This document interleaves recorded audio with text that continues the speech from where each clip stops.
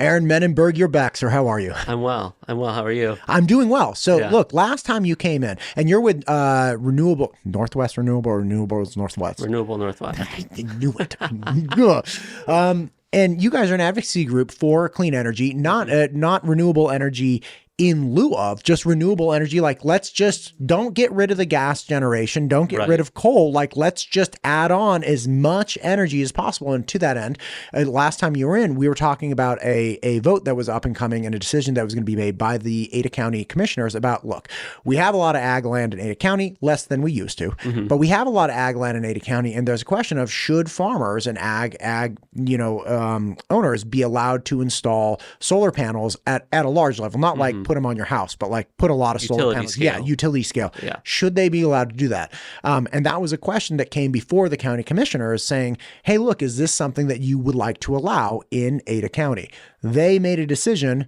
Walk me through what the considerations are and what their decision was. Yeah, absolutely. So I think you framed it up well, right? It came down to, at the end of the day, what is the right balance for Ada County between participating in generating electricity for Ada and the state, right, which needs to happen at a big scale, and preserving Ada's tradition, heritage, economy around agricultural production, right? And so that was the main tension, if you will. And lest, if I may interject, the economy is a real thing, right? When you take into consideration the benefit that a community and a county gets from ag land just in tax dollars, I think it's for every dollar that they consume with like emergency services or county services, they return $1.40 to the coffers of the county. For residential houses, it's the opposite. For every dollar that, say, a residential house consumes in county services or needs, it only returns, I think, 70 cents. So you have this huge offset in taxes with the ag land. So it is, if we are concerned about the tax burden that will be lobbied against residential individuals within a county, we want to preserve a good balance of ag land because that subsidizes essentially the cost of services for those living in the county. Yeah, that's entirely true. And actually, you can say the same thing of renewables. So in Idaho, off of utility scale solar, there is a tax charge on that generation. It's 3.5%, and it goes to offset property taxes in the counties where that's being generated. We can circle back to this later when we talk about about legislation and all of that, because there's an issue there. There's a thing. In 2024, Ada County received, if I remember the number right, it's like 300. It's either 350,000 or 450,000 off of the solar utility scale solar that's currently operational in the county. That's how much went to property tax relief because of that solar. Now, if you're wind or geothermal, that those revenues can be additive to a county budget. It can go to fund highways, that kind of stuff too. Again, we can loop back to that. But yes, ag is very important for just sort of financially supporting the community in the way that you teed up. Same can be said of renewable energy. Yeah. Understood. Okay, so that was kind of the consideration before the commissioners. What did they say, and what did they actually decide? Yeah, so what they actually, I'll take those in reverse order. What they approved was an ordinance that says you cannot develop utility scale solar on these types of agricultural lands unless you meet one of the following exceptions. And the land that they're trying to protect is that really productive agricultural land, right? The one where the landowner is making a profit off of it, supporting their families, and putting food out into the world. The exceptions are if that land, which is classified as, let's say, prime, based on soil maps that were developed half a century ago that aren't always so accurate anymore. If you have that quote unquote prime farmland, but it's not productive or it's not it's not generating the kind of revenues that you need, if you make that case to us, then we'll make an exception and you can put utility scale solar on it. So the exceptions are for things like if you're below like the average productivity of that type of land in the county, or if you're below a certain revenue number, again, sort of compared countywide. Yeah, exactly. Yeah. If you meet one of those exceptions, you've basically shown us that while this is technically prime farmland, it doesn't function that way. And therefore, if we put solar, if we allow you to put solar on it, we're not losing any of that agricultural land we're trying to protect. We're allowing a different type of economic activity to happen there, which is acceptable to us. And so that's what they have approved. It was a ton of work for them because it was part of rewriting the entire zoning ordinance. It was like 600 and some pages. I think it took them almost 6 years. And I want to apologize to the three of them and the staff right now because the solar portion was like 90% of the feedback they got, at least in these last like 6 months when I've been really engaged with them. I think if it hadn't been for that solar section, I think they would have been able to have a much easier kind of, public engagement period. They probably would have voted and passed it a lot sooner. But between us and those who opposed us, we took a little bit longer. Yeah.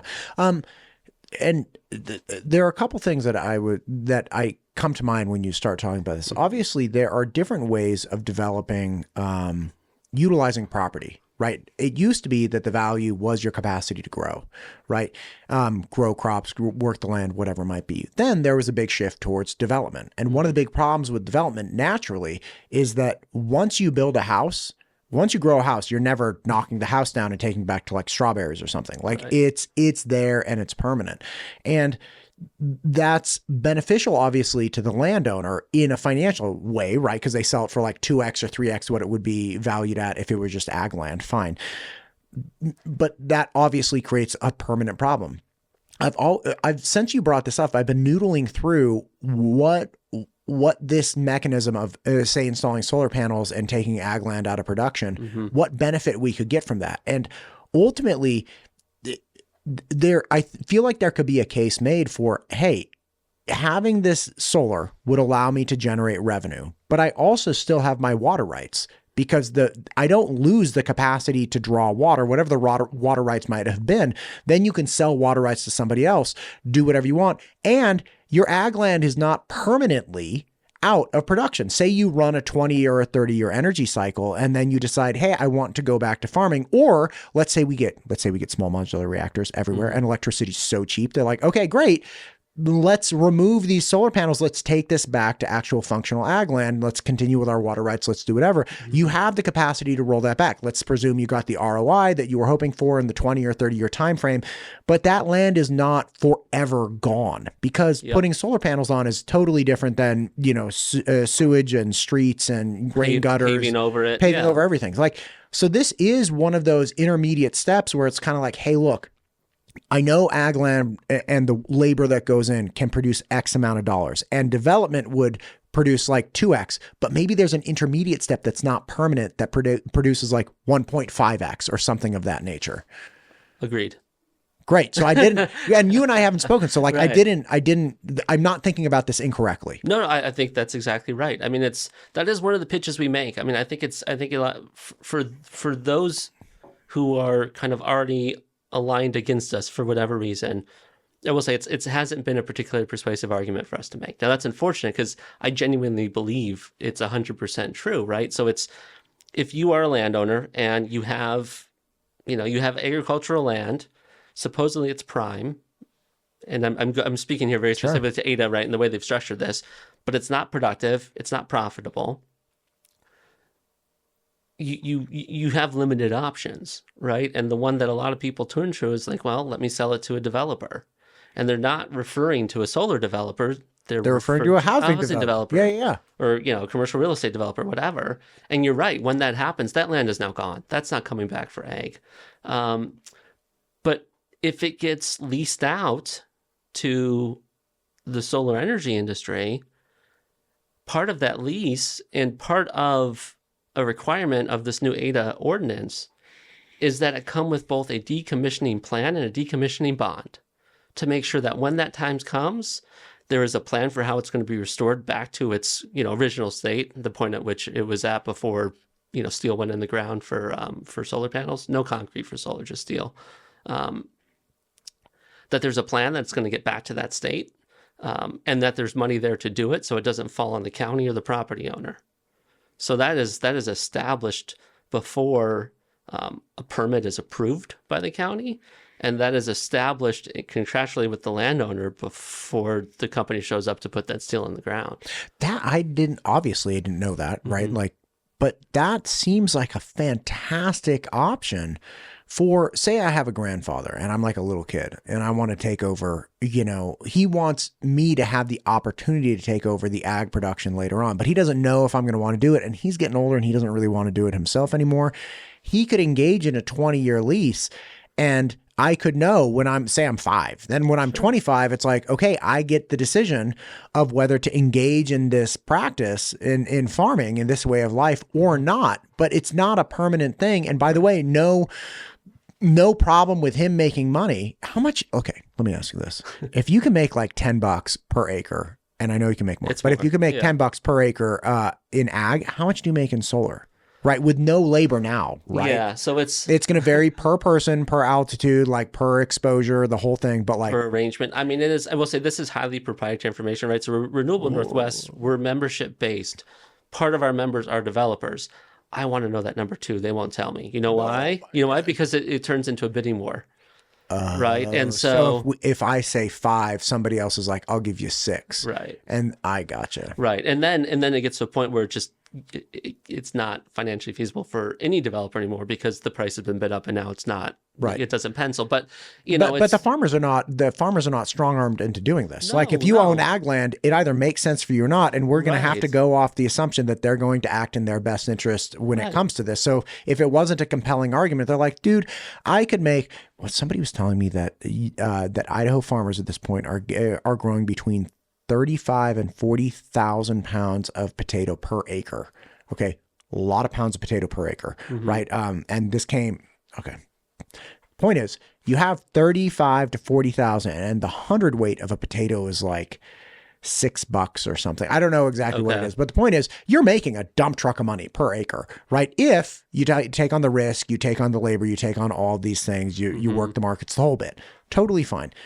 If the solar was not attractive at all or comparable at all, like you don't do it. You don't do it. It's like straight up whatever. Right. And if it makes sense, you do. And, one of the things that the group who opposed, the solar ordinance in Ada showed up and said in public testimony was, if we allow solar in, we're going to lose our farmland. And I'm sitting there thinking to myself, okay, I mean, maybe, but it's only going to happen. I mean, first of all, it's not going to happen, right? Like you only, of the tens of thousands of acres of farmland in Ada, I don't know, 2-3% of that might end up with solar. Like we're not talking a whole lot. I can get in more in like percentages and acreage and all of that if we want to do that. But like, it's not like if you allow the possibility, solar panels are going to cover 100% of farmland in Ada in the next 10 years, or even in the next 1,000 years. It's just not going to happen. First of all, demand is incredible, but it's not that incredible. Second of all, you can't meet 100% of demand with an intermittent resource like solar, right? Which is why. No. Which is why you still need natural gas. Which is why hopefully nuclear comes on in a big way because that's baseload and it's clean, right? Did you see there was a press release the other day, yesterday, I think, that came out that Governor Little's like, we want to be the foremost place for like nuclear renaissance. I immediately was like, somebody get him on my show. Yeah. Come on. Well, this has come up in so many conversations that I have these days because, I think part of it, frankly, is like it's good politics. It's good politics at the national level to support nuclear energy right now. Because it is sort of, it's super popular on the right. It's becoming more accepted and popular on the left, which is great to see. It's where the market is putting its money. You can make a lot of money speculatively off of nuclear right now. There's no proven anything that it's going to work, but you can make a lot of money off of speculating on it. Well, we know nuclear power works. Well, we know. We know traditional nuclear power works. Sure. We don't know about these SMRs, and to build up traditional nuclear in a way that it will actually kind of like 1,000 megawatt plant. Yeah, exactly. 10, 20 years to get it done. The last time they did it, which was in Georgia this last decade, it was like 2 or 3 times over budget, and it took 2 or 3 times longer than planned. The utility rates for that area have gone up since that nuclear has come online because they have all of that expense to pay off. You're talking to someone who supports nuclear, so I don't say this in a way that we shouldn't consider it, but it's not proven to come online like wind or solar or natural gas even right now to serve this exceptional demand growth we have. Right. You can't just turn things over to nuclear and say problem solved, because it can't come in and do any of it. Right. One of the biggest problems that Idaho Power has with initiating like a small modular reactor or something like that, nobody's been the first. Right. To your point. And their issue is, look, we would even take a shot at it if we didn't have the burden of saying, like, okay, if it's $120 per megawatt, that's a lot, but like, okay, we could give it a shot and we could pitch it to the investors. You pitch it to the Public Utility Commission, the whole thing. They're like, we don't even know if it'll be that. Right. It could be $200. It could be $500 a megawatt. And the problem is that they do not have the capacity to absorb that delta. Right. So it appears that for most utility systems, they're like, look, we're all in. Just give us a state-sponsored backstop, right? So just tell us the max you're going to end up paying is 120 per megawatt, and if you run over that, then we will backstop it and we'll fill in the gap. And that would allow, again, what's government good at? One thing it's good at is scaling and paying for things that have a dubious or unknown return on them. That allows people to make investments that then people can say, okay, this was $200 a megawatt. If we change this, maybe we get it down to like 150. Then another company comes and says, I can get you 115 for sure, because we got this guy in, Blackfoot, and he can produce these things at scale, like at the one per month, and like we'll cut down the all these things. Yep. But you have to have that initial, okay, we take this leap and faith and invest in the energy system. Yeah, and I love it about Idaho Power that they would be willing to do that, right? I think that's a great example of why we have a really good utility here. But the other thing that we have to keep in mind is, like, you and I are both Idaho Power ratepayers. We pay for the system we have and the system that they're going to build. 100% of the costs get passed along to us. So if you're out there saying, I hate solar, I love nuclear, what you're also saying is, I hate lower electricity bills, I love higher ones. We don't know. You can't say it's going to be higher. We don't know if it might be way cheaper. Sure. But what I do know is, if the we hate solar part wins, it's going to take a really long time to figure out if the I love nuclear works out financially. And in that delta, we have a less reliable system. We have a more expensive system, because if they can't build solar, they have to go out and build natural gas. That takes longer. It's more expensive. And because of the system we have, it means they also have to build another pipeline.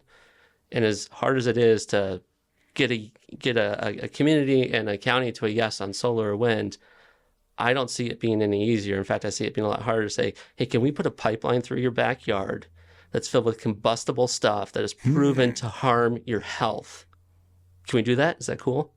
That seems way harder to me than saying, hey, can we put some solar panels like 20 miles that way? Yeah, I don't know if anybody's coming up with a pipeline through your backyard argument, though.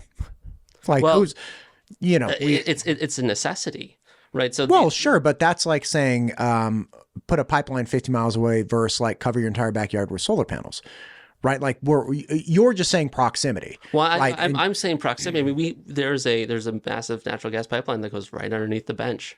Sure. And I think probably if someone's looking to buy a house there and they find out after they bought the house that pipeline's there, they might feel a little bit differently about having bought the house in the first place, right? Oh, sure. It's entirely possible that somebody would feel differently, but again, the problem. Here's one thing that I run into: the idea that it's like, okay, we either build the solar or we wait for the nuclear, but like we're dying for power. Yeah. That betrays the reality that we're on a Western grid. So it's not like an either or, right? Like in times of peak demand, we get power from other places. In times when they're in their peak demand, we supply them with power, which is frustrating for people when they want to silo off one, like the dams, right? Yeah. Like people always bring these up as like, oh, well, they're running at a loss and all these things. Like, yeah, but there are a lot of considerations here. And if the entire Western grid went kind of isolationist and like, okay, look, I'm only going to have power generation that functions for me at like my peak, all these things, we would all be in real big trouble. Like our energy costs would skyrocket. So it's kind of like, I sold you at a little bit of a loss here. You paid me to take your power over there, and you're not terminating your power generation mechanisms because you had this blip in time that was ineffective. Like it all kind of comes out in the wash with power generation. Yeah, 100%. It's incredibly important that we are part of a regional market, right? Yeah. And it is the requirement of our utilities. And as far as I know, every utility in every state in the country, that before they go sell their electricity to another utility or another market, Sure. They have to service their customer first. We only export our surplus. Right. So there is concern that if we could do better if we kept it here. It's like, well, everything we need is already here. Right. Right. Everything we need is already here. You have to be worried about that. Right. When we still have to build more stuff so that we can continue to have everything here because how much we need here is growing. But we already have what we need. The utilities are required to make sure of that. The only time we send our electricity to another utility or to out of state is when there's a surplus for us. And then when that happens, that profit comes back and it goes into a pot of money. And that pot of money gets used to help pay for things in the future, which helps keeps our rates lower, the increase lower, because rates are only going to go up. Yeah. Right. So it helps soften the increase, if you will. So there's the financial incentive is 100% there for us to be part of this regional market. The reliability reason is 100% there for us to be part of this. Yeah, I mean, totally. It's how it should work. Are you familiar with what the sunsetting specifics are for solar subsidies and essentially tax rebates and stuff? Because that's one where it's like those were on the chopping block, right? Yeah, well, they've been chopped. Yeah, I mean, they are. So the answer is no. I don't know all the specifics because, frankly, like, if I was a developer here and you asked them, they'd be like, well, we kind of know, we kind of don't, because the federal bodies, the federal administration that does this stuff is very opaque in how they're doing it now. It's very hard to figure it out. There are certain dates where certain things sunset, but the criteria for whether or not you meet, the requirements, it's kind of changing. If you're going to do a large wind project, now you have to get the Secretary of the Interior sign off on it, which is just crazy. Was that in response to like projects like Lava Ridge that were very intrusive to communities and people didn't want? Yeah, I mean, yeah, and not every wind project is like that. But no. But Lava Ridge kind of sprouted that. But I will say, like, and it was taken advantage of by politicians to make something even bigger, to score some points. I mean, I don't really have a problem saying that Lava Ridge, as bad as it was, and certainly the portion of the industry I work with recognizes that. And we're doing a lot of things differently here in Idaho because of it. But I don't care if it's a Democratic administration. If they did that, it would be crazy too, because we have such need for this stuff, right? And this is an administration that's saying we need to speed up the permitting, right? It's like, cool, because they recognize the need, but they're only doing that for the things they like, not for everything, right? They're slowing it down for wind. They're slowing it down for solar. And that's not because we don't put electrons on the grid. Over 90% of new generation that's come online in 2025 in the U.S. is renewables. That's despite what the administration is trying to do to shut it down. Are they trying to shut it down, or are they trying to even out? The reason I asked specifically is because I believe it was Senator Crapo I had on a couple months back, and he was saying that they were trying to become essentially subsidy agnostic, that they're like, hey, look, we don't care what the generation is. We want all of these power systems to be treated equally. And you could look at Shell and be like, why should we subsidize anything for Shell? And you could look at solar and people say like, oh, we should subsidize everything for, but they're like, look, let's just get equal subsidies for everyone. So are you saying that they're going below the equal subsidies and say like, hey, let's subsidize oil, but not solar? Or are you saying that they're bringing back the preferred status that, renewables kind of appreciated? Frankly, it's more the former than the latter. I mean, because the subsidies are still there for oil and gas. They didn't touch those. They're putting a bunch of government investment into nuclear and other sort of advanced or alternative energy sources, which is great. Like, I believe the government ought to invest in that stuff. I'm with you. But they're singling out renewables and saying, yeah, but we're going to take all that stuff away from them. Is that because there's a difference in load type? Like if you're dealing with nuclear, that's base load. If you're dealing with geothermal, that's base load. If you're dealing with wind, that is not base load. If you're dealing with solar, that's definitely not base load. So is it that they're saying, hey, look, we want energy, yes, but we also need base load energy. Like we need stuff that we can take to the bank 24 hours a day and know that it will be there. Let's put energy into developing those, because you can put that energy, as has happened over the last several decades, you can put energy into developing intermittent power sources, but then you will just have an intermittent power source grid, and that's very problematic. Yeah, I mean, yes, they're definitely saying that we need base load, and nobody disagrees with that. But you don't need to change things to make that happen. The utilities know they have to do that, and they do it. They've been doing it for decades and decades and decades. I don't. What do you mean you don't have to change that? Well, I mean the utilities, right? Again, required to serve. Sure. Right. Their license to operate is based on their reliability, Sure.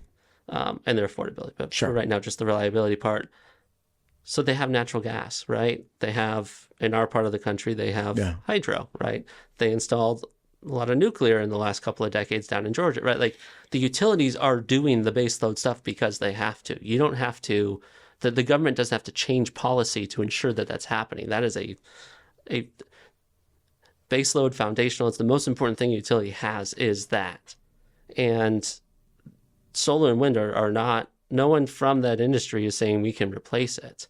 They're saying we are a critical part of a mix of energy sources that allows us to have the flexibility to produce as much as we need at not just reliable service, but at an affordable service too, right? Because again, even without these subsidies, renewables are still coming online at an incredible rate because they are price competitive. We are, I mean, I don't know how much like my members love me saying this, but I'm very glad these things are going away, these subsidies, because it takes away this argument, right? Like it's on us to go out and prove that we're still cost effective. I'm 100% confident that we are. And so you don't have a problem with removing the subsidies for solar? I don't. I don't. I think there's one important thing that we need to understand is those subsidies, yes, some of those went to profits for renewable developers, but some of it went to the ratepayer too, right? Because again, we pay for all the costs of our utilities. Our utilities pay for that generation. If the generation is cheaper to pay for, even if that's because it's, in part because it's subsidized by the federal government, it still means our rates are lower. So, if I may push back on you just a little bit, that one of the problems that solar, like if I have solar panels on my roof, rooftop solar, right? One of the problems they ran into is they thought their reimbursement rates would be one thing, but they turned out there's a shift because let's say it's $12 or 12 cents a kilowatt. Okay. Rooftop solar. I'm like, hey man, let's get the $12 kilowatt. And then I make all this money with my rooftop solar. The problem is if Idaho Power can buy replacement power at 2 cents or 3 cents a kilowatt, then the ratepayer is actually paying the 12 cents a kilowatt coming off your roof instead of the 2 or 3 cents that they could get either by buying or from out of the market or using hydro or something like that. Because the time of the day when you're generating the most power through solar is actually the time of day when people aren't even home using it, right? It's 12 o'clock in the afternoon. It's like the sun's highest in the sky and we're all gone. Now, yeah, we might keep our houses at a low temperature for our dogs or people are at home. But the point is you have this time of day problem where it's like, no, that's not, we can get really cheap. When we need power is like 5:30 at night. That's really, especially in like the summertime, that's really when we need it. You're not humming along and producing a dump truck of solar energy, or at least the same that you would be at noon. So you have this shifting timeline and replacement costs. So the ratepayers, by paying the 12 cents a kilowatt to make your solar project work, we actually are paying for more expensive electricity if we engage in that. Well, yeah, well, I guess two things to say. First, the economic model for residential solar is entirely different than what we're talking about with utility scale. Gotcha. So the prices are different, the quantities are different, the timing is different, the terms under which a utility will buy or not buy that electricity, totally different. Gotcha. Utility scale, if a utility is either going to own and operate that utility scale solar farm, or they're going to have a 20 or 30 year purchase power agreement. Sure. If it's that PPA, that multi-decade PPA, those rates are locked in. And the amount that there's the minimum, the amount that they're going to buy and the max, whatever, that's all locked in. That's very bankable for the utility. Predictable. And knowing what they're going to get, knowing how much it's going to cost. The residential stuff, it's not a 20 or 30 year PPA. It may or may not be attached to batteries, which is the other thing I wanted to mention, right? Which is like, okay, let's say we're getting the most solar from like 11 to 4 p.m. and then 5:30 is when the peak hits, right? It's when people start. Yeah. That's when we're consuming. That's right. That's when we're consuming. That's what the 4 and 8 hour batteries are for, that get attached to these massive solar farms. Sure. Right. Which is like, oh, cool. We're going to generate as much electricity as we can when the sun's out. We're going to store it until people get home and then we're going to turn on the switch and let it flow. Yeah. Right. And that's how that is designed to work so that we can get that really cheap energy, store it, and then disperse it at the rate it was generated, right? Like there's now we're getting a little bit beyond my knowledge. Maybe there's a little fee for like storage and battery or something, right? But like, well, yeah, the storage, the batteries, if you want 4 hours worth of, if you want like 100 megawatts of battery, that's not free, right? And like there are things to, and I understand the concept of battery. It's not like I don't understand load shifting. I get that, but at the end of the day, you fill up batteries quickly, right? So let's say your batteries are filled up with solar by 11 a.m. Then what do you do? Right? Because it's not like you got 200 or 2,000 megawatts of battery storage. You got like 300 megawatts, 400, and Idaho Power might need, I don't know. I can't tell you exactly what the needs are. It's like in the thousands of megawatts per day, right? And we have peak loads and the whole bit. But the point is you just don't have enough battery storage to make it feasible. So at some point you're just buying power directly from the solar. You're not storing it, and it's not going to make up for the delta. Like those batteries are going to evaporate in like a half an hour if you uncorked them when everybody turned on their air conditioner. Like if that's your only supply of electricity, yes. Sure. But this is why our utilities have a portfolio. Sure, of course, right? Of course. This is why they have wind. This is why they have nuclear. This is why they have natural gas. This is why they export. This is why they import. All of that, right? And of course, across the U.S., well, even within this western region, we have an hour of time difference too, which helps with this, right? The sun goes down and comes up at different times across different parts of the West, and that, frankly, that helps too. Dude, I got into a big argument. It was not a huge argument, but I put out this clip because sun goes down. It's like around 5 o'clock. It's pretty dark now, right? And it's great. I have little kids and they love fire pitting. Now in the summer, all they want to do is fire pit and marshmallow, but the sun's up till like 10. Right. So it's like, I'm sorry, man. We can't do it. But now I'm fire pitting like 3-4 times a week because like we get done with dinner, they're like, fire pit. Nice. And so like by 5:45, we're out there with a roaring flame and they're like whittling and like, it's like, it's great. And it's that time difference. So I put out this clip. It's like, I was never able to do this in my former state because I was living in the SF Bay Area, right? Because the sun, even in the winter, it didn't go down soon enough so that we could get a roaring fire pit by like 5:45, enjoy it, and then the kids go to bed on time. And they're like, that's ridiculous. I fire pitted my whole life. I'm like, yeah, I know. I'm talking the time difference. We're north. We're like the whole, it's pretty funny. So, anyway. No, definitely. I mean, it's... God bless it. I'm lucky. I live 3 blocks from... the Boise foothills. I'm a mountain biker. I can get up in the morning before work and do it an hour in the summer.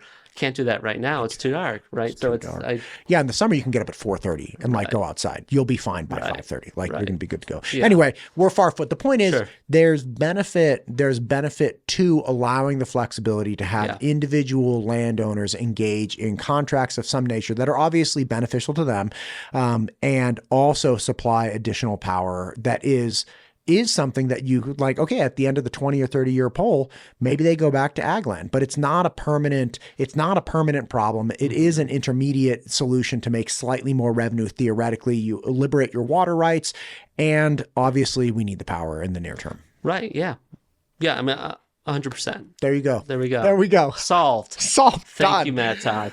Now is the solution, again, we talked about what they said. So they had some ideas of like, okay, you can apply for this exemption, or if you're in high, and are like, you happy with their whole decision that they've made? We'll see. I've sort of, the way I described it to people is like, this is like an interim victory. Sure. Not just for Renewable Northwest and the solar industry, but I think for all of Idaho. Not just Ada County. Not just the great state of Ada. The great state of Ada. Well, Ada is part of the Idaho Power territory, right, which spans multiple counties. And so even though Ada made a decision about what happens in Ada, and Jerome is making a decision about what happens in Jerome, those decisions impact everybody within Idaho Power's territory, service territory, because that is one market, right? We all pay the same rate, regardless of our zip code.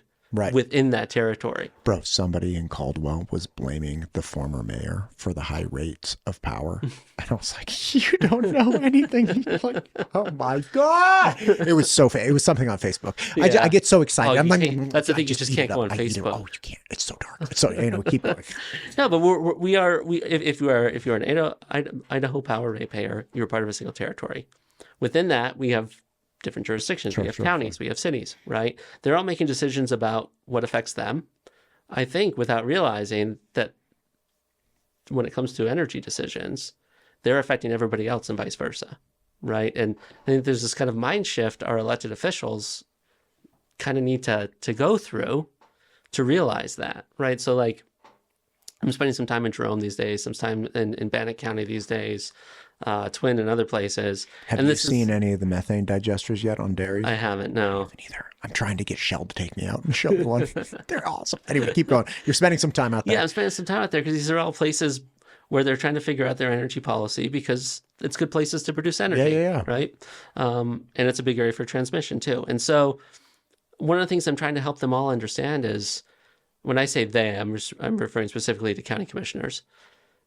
Number one, the decision you make that affects not just, the people who elected you, but all the people who elected all the people within Idaho Power's service territory. That's number one. Number two, you have a role in setting rates, the electricity rates. Because again, the electricity rates are reflective of the cost of the system, right? Yes. And so if a county or a couple of counties say no to renewables, they are prohibiting Idaho Power from going out and getting the least cost generation. Because that's what it is right now. It is wind and solar and battery that is the least expensive. It also is what can come on most quickly, which is important right now. So when you say it's the least expensive, this is going to be an odd question. What do you mean? Yeah. So what I'm referring to is the life cycle cost on a per megawatt basis for generation. So it's called the levelized cost of energy, LCOE. Okay. There's a couple of different groups that put out their analysis of what these numbers are, including the U.S. Department of Energy. The standard one used is from a company called Lazard's. Okay. They put out a whole bunch of different of these LCOE analysis. They'll do one for, like renewables with subsidies, renewables without subsidies. They'll do natural gas, and they'll do natural gas with price volatility or without price volatility, right? And the comparisons that I use, I kind of pick the ones that are, I think, most reflective of the cost we pay, right? So for renewable energy, I use the numbers that are without subsidies because those are going away. Okay. Right. For natural gas, I use the one with price volatility because price volatility is a reality Sure. for fossil fuels. Exactly. Yeah. For nuclear, I look at how much it actually costs to build and operate that plant in Georgia because it's the newest example we have. Sure. Right. And I assume that cost is amortized over like 30 years. And exactly. For the next 30 years, the price per kilowatt is X. Right. And that includes the cost to build it, which includes like the legal cost to get it permitted, all of that, right? It includes O&M, operations and maintenance. If it requires fuel, like natural gas, it includes the fuel cost. Nuclear it includes the fuel cost. And then it includes the cost for decommissioning, for getting rid of it when the time comes. Yeah, right. So what is the cost for solar then when you say it's the cheapest? Like what is the cost for solar and what's the one directly behind it? Yeah, so solar is least expensive. Wind is after that. Batteries is actually even cheaper than wind and solar, but it doesn't function in the same way, right? And batteries is more for storage and distribution. There are ways to look at it as actual generation, but that's a little bit beyond me. Then you go to natural gas is the next expensive, and then nuclear is the most expensive. And the range, and this is like the Lazard's 2025 numbers, which they put out in June, I want to say. The solar on the low end is like 30 something, on the high end it's like 50 something. Per megawatt? Per megawatt. Gotcha. Wind is in like the 40 to 60. Okay. Natural gas is in the 60 to 80. Got it. And nuclear, again, this is like, could be anywhere between 120 to 300 exactly. dollars per megawatt. Exactly. So what you're saying is effectively solar is the cheapest to generate. Mm-hmm. Now, let's take that as I'll 100% accept that. And again, I'm not... this is a really complex thing that I've realized or been educated on. Sure. Solar might be the cheap, like I might have a power. Let's say I got moon power. I'm like, I got moon power, and this son of a gun, I got $20 per megawatt right here. It's the cheapest, glorious. The problem is you only get it for an hour between 3 and 4 a.m. Sure. Right. Now, I will take this to the bank that my moon energy is indeed the cheapest, but it's not very functional on a large scale because they're like, well, dang it, man. Like the problem is like it's only between 3 and 4 a.m. And like we can't get that much of it, and like we can't load shift everything. So is the reason, if we take that, hey, solar is the cheapest, okay, Sure. why isn't solar everywhere? And it's like, because solar doesn't solve all of our problems. 24/7. It's not 24/7. And the amount of solar you would have to have in order to actually make this happen would be so astronomical. Like if you had to buy the land from someone, oh God help you, that would be crazy, because we could buy enough land to create a gas generation. That wouldn't be bad. And we have no guarantee that it's going to work when we need it to work. Right. Is that why it's like, yeah, look, we like having it, but it's not, we can't rely on this. No, I mean, that's right. This is why if you look at Idaho Power's energy mix, it's not just solar. Okay. Right. It's also why it's not just natural gas, because there are many hours out of the day where that's more expensive than solar. So they want to have the solar around because they can help keep the cost down. Right. Gotcha. That's why two things, right? That's why utilities have a mix, and that's why utilities are part of a regional system. I just texted Adam Richins from Idaho Power. I was like, and I was like, I will. Yeah. And I was like, we should send him a picture right now. We're sending him a picture on the show. It's going to be fantastic. Like, hi, Adam. Here we go. Hi. God, I'm such a loser. These are the most ridiculous. This is what I do with my life. Like, of all the things, it's like, what does your son do? Like, oh, he's an attorney. It's like, oh, that's great. Oh, my son's a doctor. Oh my God, what's your son do? Comedian would get more kudos than podcaster. Mm-hmm. Like, he's a comedian. Oh, like, that's cool. Those cool. Like, he's loser. He's probably in a garage, isn't he? Yes, he is. When people ask me what I do, half the time I say I talk for a living, because that is way better, I think, to say than I'm an advocate, I'm a lobbyist. Yeah. Well, I'll tell you what, the problem with me is if I say I talk for a living, that's actually terrible, because I'm supposed to bring on experts like you, and I'm just supposed to listen. Like, I listen for a living. What do you listen to? A lot of stuff. Sometimes myself. Dude, I had my first conversation today. Really enjoyed it with David Douglas from College of Idaho. And I was laughing because he was talking about going to grad school. He's like, it's incredible. Like, you just learn these things all day long, and it's so cool. I didn't fortunately get to go to, or I didn't have the luxury of going to grad school, or good fortune. There it is. And I was like, yeah, but now all I do all day long is like have these conversations with these experts that come and talk to me about this stuff that I would never in a million years get to talk to them about. Right. It's wild times. Anyway, let's see what Adam said. Or I have 3 minutes right now. I don't want to bother him. No, it's okay. It's a good time. Anyway, look, we'll go with it. Sure. There's a lot to it. There's a lot to, yes, it might be that my moon power might be the cheapest, but there are a lot of problems with getting this on the grid and supplying a grid that consistently needs power, even if you have the cheapest power, like land required, like, all of those things. Yeah. Well, that's right. But let me clarify something, because you said there's challenges getting it onto the grid.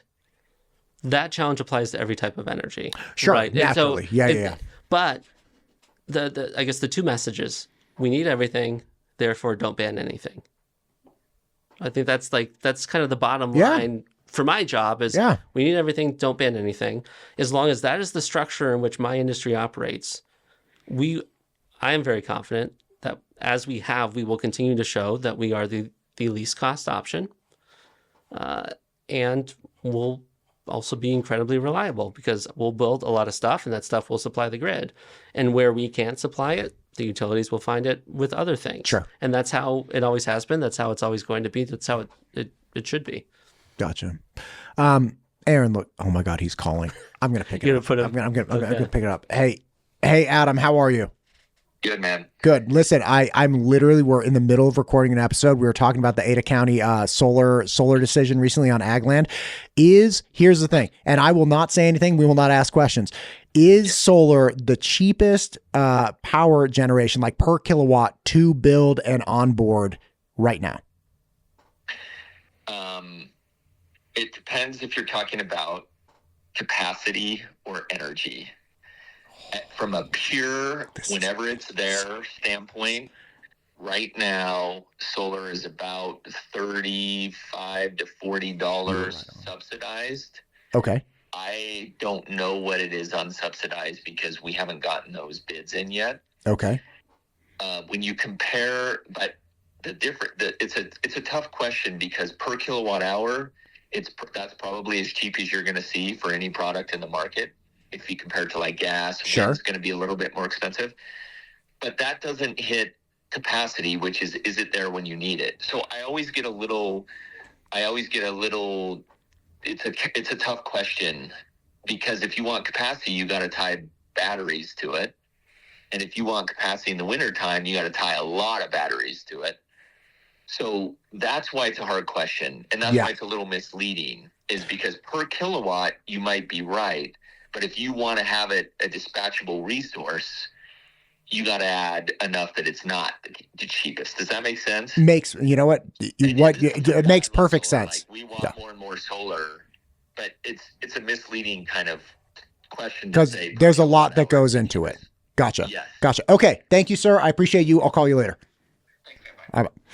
Okay. So he echoed pretty much exactly what we were saying. Yeah, no, perfect. I think so. And, the one thing I'll add to what he said was, like, if you look at what they have and what they're planning in terms of like all the megawatts that they have available to them and how much megawatts they're going to grow to, the largest energy source for Idaho Power is solar now, and what they're projecting into the future. These are wild times. Aaron Menenberg, wild times. Listen, I know it's a working day, advocacy day for you, a talking day. A talking day. Is there anything we're missing that you want to hit? Let's talk one thing, if you don't mind. Go. So we sort of set this up. We talked about this earlier in terms of like how... Oh no, I forgot to hit record. Just kidding. Gotcha. It's Friday. It's Friday. Yeah, we got to keep everybody guessing. I was thinking actually as I was driving out here, was it Cartwright? Yeah. The road. Like, this is a pretty good Friday. It's a pretty good way to like end a week, right? Yeah, it's to, not like, bad. have Only that thing nice better, drive. we could have like IPAs. That'd be great. Yeah. Like a hot, not hot, like on a hot day. It's Sure. Friday. Yeah. But yeah, it's not. You could end it worse. I could end it worse. Yeah, for sure. Pull the microphone a little bit closer. You keep. Okay. I keep leaning back. Yeah. That's much better. Keep going. Okay. So we talked earlier about how there is tax revenue off of solar generation that goes to property tax relief. Yes. In the counties. Yeah. Right. We think that's a great thing. However, it could be better. If it's a wind farm, that tax revenue can be used by the taxing authorities that get it, the counties, the highway districts, sheriffs, fire departments, whatever. As opposed to solar just goes directly to the county. Like you can't use it for the fire district. You can't use it for any of that stuff. If it's wind, you can use it for all of that stuff. If it's geothermal, you can use it for all of that stuff. Wait, why would there be the distinction between solar revenue production and utilization versus wind farm? I'm going to give you my theory. Go. Okay. And I do this with knowing that I might get myself in trouble a little bit. So this was part of a law that was adapted a couple of years ago. That was changed quite a bit at the last moment by our Speaker of the House. And our current or our current? Okay, great. Our current in this state. Sure. Right. And he, as I'm told, was the one who decided to treat solar differently. I think it's because, number one, he recognized that solar was going to be more popular in Idaho in the future, both in terms of like community acceptance, but also like, we have good wind here. We have great sun here. Yes. Right. Like it's on merit. There's going to be more solar than wind. Sure. Right. So I think he recognized that was the direction things were going to go. And being someone who's very focused on very low taxes, he said, if this is going to be where most of the energy revenue is going to come from, I'm going to guarantee it goes to property tax relief. I'm not going to let it go to things that grow government. I'm not going to let it go to things that like allow more of this. I want to make sure it goes to reducing people's tax burden. And we can all decide whether or not that's a good or a bad thing.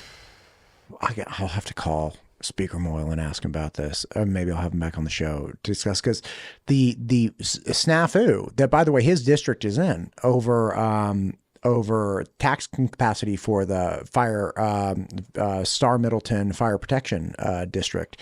It's really rough. Like, and I don't know and again, I don't live in Star Middleton, so those, that area gets to decide 100% what they would like to do. From an outside observer, I'm like, oh, that's rough. Like, that seems like a tough situation. For the people that are getting their way, I'm sure they're very happy with it. So again, none of my affair. Sure. But that seems interesting that you would very specifically say it should only go to this when the property, the taxing districts are they come out of property taxes. Yep. Right. So you're not really reducing anybody's property tax if you just give it to one taxing district instead of distributing it across all of them. Am I thinking about this correctly? Well, I think so. And you're thinking about the way that all of those beneficiaries think about it. Because I've spent the last 6 months talking to the highway districts, the sheriffs, the counties, the schools. Yeah, mosquito abatement. It's like whoever. I've talked to all of them and I've made them aware of this, and they've said, well, that doesn't seem right. Man, I got to get them on. These are the things, Aaron, I spend all day going like, what? I had no idea. I got to talk to this other person now. Awesome. Well, look, that's, I have my marching orders then. There we go. I'm going to shoot him a text today and find out if he wants to come in. Okay. Listen, man, I appreciate it. This is round 2. Yeah. I feel like we hit a flow. It's fantastic. It's great. Yeah. I appreciate you having me back. Yeah, it's great. Let's meet up over the legislative session. It's my understanding that there is going to be a lot of stuff coming down the pipe. I mean, obviously energy is at the forefront of everybody's discussion. And there was a large criticism of solar during the Obama presidency, in that people, his administration was pushing really hard to get this industry off the ground. And there was a big criticism and some notable failures with like, what was it, Solyndra or something? Yeah. What was that gigantic company that got like hundreds of millions and then they went out? Anyway, there was a large criticism that they're like, you guys are picking winners and losers. And it would be unfortunate if the same kind of thing started happening again, but on the flip side. Sure. Yeah. But again, what do I know? I don't know squat about policy. Well, So maybe it's a good thing. I went on my riff earlier about how this administration is doing the same thing. They're just picking different things. Yeah. So I think you're right. It's like, why? Right? Because that's my question. Is it because it's base load, or you just want to own the solar people? Like, haha, solar, now we got your money over here. What is it? I have my suspicions. Oh my God, well, you can tell me off air. Okay. Aaron, I appreciate you. We'll do it again. Yeah, sounds good. Thanks, Matt.